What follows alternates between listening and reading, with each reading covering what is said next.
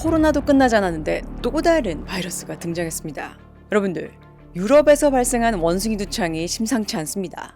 지난 5월 7일 영국에서 나이지리아를 다녀온 영국인이 원숭이 두창에 감염된 것을 시작으로 빠른 속도로 유럽과 북미로 퍼져나가고 있는데요. 아직은 환자 수가 많지는 않지만 원숭이 두창의 잠복기가 3주까지라고 하기 때문에요. 앞으로 그 숫자는 더 늘어날 것이라고 전망하고 있습니다.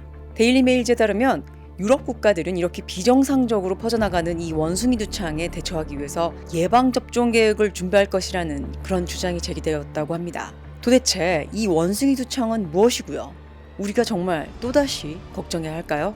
You know, I'm modestly concerned, Pamela. I mean, if you look at the total number of confirmed and suspected cases outside of Africa right now, you're talking around 200, maybe half of them in Spain and Portugal, and a handful in several other European countries. An outbreak that looks like it's happening in Montreal, and about 3 suspected or confirmed cases in the U.S. and in Massachusetts, New York, and Florida. So we're talking very small numbers.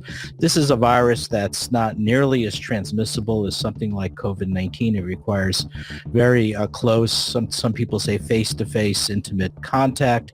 Its transmissibility is way down. And it's important to remember that because it does have some resemblance to smallpox, although it produces much less severe disease, we have all of these antiviral drugs, at least 2 different antiviral drugs and 3 different vaccines in our U.S. stockpile because we were concerned in the early 2000s about a smallpox bioterrorist attack. This is not related at all, but it could probably be repurposed for monkeypox if we need it. So we're much better prepared for this than something like COVID-19.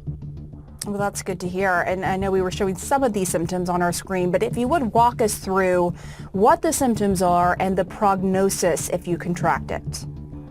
So it begins with fever, headache, back pain, very much like a case of the flu, let's say. And so you might think you have a case of the flu. One of the early tip-offs that this is something different is big swollen lymph nodes under the chin, around the neck area. So what's called lymphadenopathy.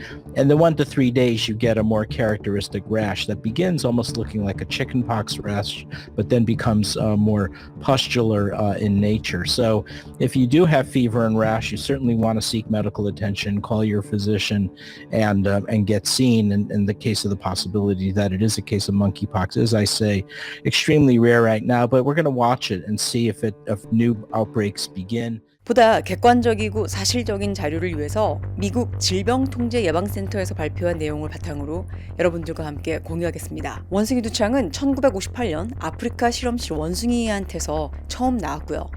인간에게 감염된 사례는 1970년에 처음 보고된 바이러스입니다. 치사율은 약 10%까지 이르는 것으로 추정하고 있고요. 수두 백신으로 약 85%까지 예방할 수 있다고 합니다. 그리고 아직까지는 치료제는 없습니다. 원숭이 두창의 증상은요, 감염 초기에는 발열, 두통, 근육통, 피로감이 나타난다고 합니다. 그리고 이 바이러스의 가장 특징적인 것은 목 아래가 부어오르는 임파선염이 생긴다고 하네요. 그리고 수일 후에는 얼굴에 병변이 처음으로 나타나고요. 온몸으로 퍼지는데 이 모양은 천연두, 그러니까 수두와 거의 동일하다고 합니다. 그리고 나서 약 4주간 지속이 되다가 자연 치유가 되는 그런 바이러스입니다. 그런데 이번 발생한 원숭이 두창 바이러스의 발병은 생식기 부위에서 먼저 발병한 것이 다른 것으로 알려져 있어서요. 그 원인이 무엇인지 좀 더 지켜봐야 할 것으로 알려졌습니다. 그러면 이 원숭이 두창의 전염은 어떻게 되느냐? 미국 CDC에 따르면요, 원숭이 두창의 전염은 사람이 동물, 인간 또는 바이러스로 오염된 물질로부터 바이러스와 직접 접촉할 때 발생한다고 합니다. 바이러스는 상처난 피부, 호흡기 또는 점막 등을 통해서 몸에 들어가는데요. 동물과 사람 사이의 전염은 물리거나 또는 긁히거나 체액 같은 그런 직접 접촉이 있고요. 그리고 오염된 이불 등을 만졌을 때와 같은 간접적인 그러한 접촉에 의해서 발생할 수 있습니다. 사람 간의 전파는 주로 큰 호흡기 비말을 통해서 발생하는 것이 예상이 된다고 하는데요. 이 큰 호흡기 비말은요, 일반적으로 몇 미터 이상 이동할 수 없기 때문에 장기간으로 이 대면 접촉이 필요하죠.